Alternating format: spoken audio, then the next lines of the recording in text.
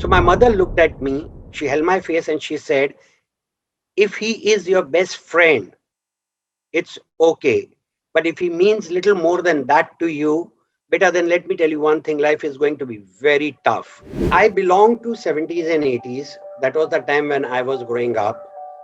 And in those days, I always felt very different, but it was very difficult for me to come to terms with my sexuality as to who I am and why is it that most of my friends in my classroom they like girls, but I like boys.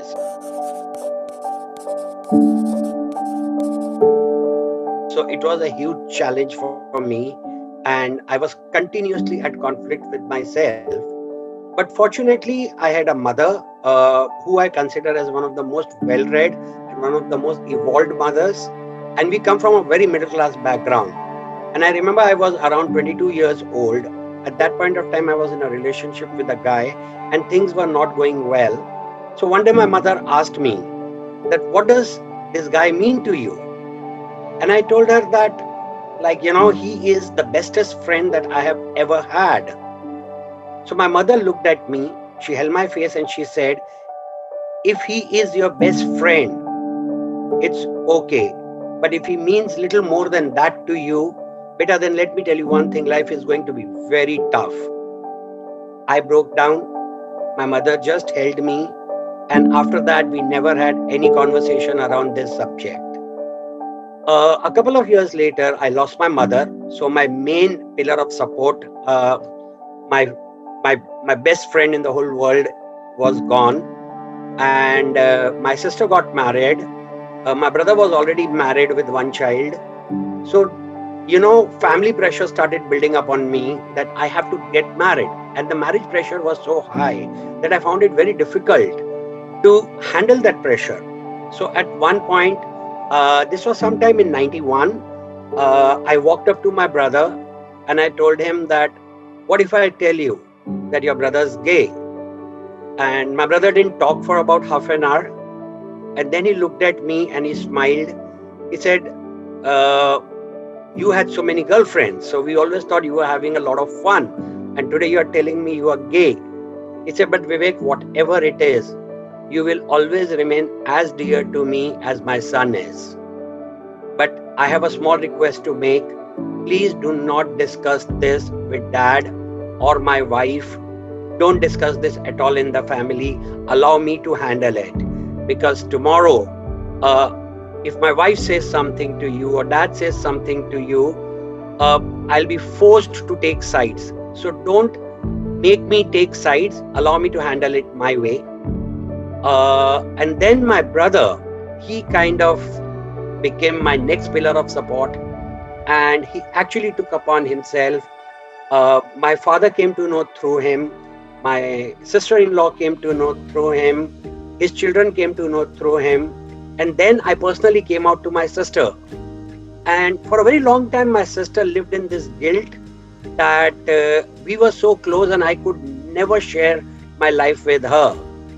But then she also stood up for me. She let her son know, she let her husband know. So, a large part of my coming out was that I spoke to my brother and I spoke to my sister. But then they are the ones who took my journey forward. And my relationship with my father was very estranged, because my father always thought that here was this promiscuous guy. He's just sleeping around with women. He doesn't want to accept responsibility and get married. But once he came to know that I'm gay, things changed. He started talking. And my father is someone who defines what masculinity is. And he once told me that, it takes, I would never even read anything about LGBT issues. But now when I know that my son is gay, I try to read as much as possible. I try to understand as much as possible because it's my son involved. So the kind of family support that I got.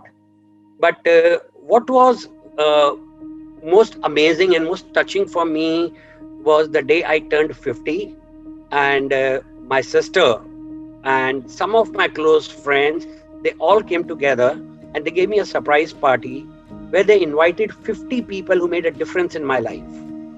So all the people who made a difference in my life were under one roof, and they had made a lot of audio visuals which showed my journey as an LGBTQ activist, as a Humsafar Trust CEO. They displayed my journey through those audio visuals, and that was the day my entire world became one. You know, my straight friends, my gay friends, my family, everyone, like I was out to everyone. So my world was one. After that, I didn't have to hide. I didn't have to take questions, you know. But there is one thing I always say, that coming out is an unending process. Today, I have a woman who helps me with the household work. I have to come out to her. You know, if someone new comes into my life, that person has to be told. But now I kind of make it a point to clarify. I do not want people to think that I'm straight. That's one thing which is a big lie, and I don't want to live with it anymore. And one thing that I would like to convey to the younger generation, the youngsters of today, that when you choose to come out to someone in your family, be it your mom, your dad, your brother, your sister, understand that is the day your journey has reached a certain point, but that day their journey has begun. And we cannot forget the fact that we have taken, or you have taken, a certain number of years to come to terms with yourself before you could be confident enough and talk to them. So your journey forward is, you have to hold their hands. You cannot get into a situation where you say, like, you know, okay, I have come out to them and it's over, and I expect them to understand me and accept me. No, confrontation is not the way out. You have to engage them in a dialogue. You have to engage them in a conversation. And believe me, change is not an overnight process. Change is not an overnight event. It will take a certain amount of time.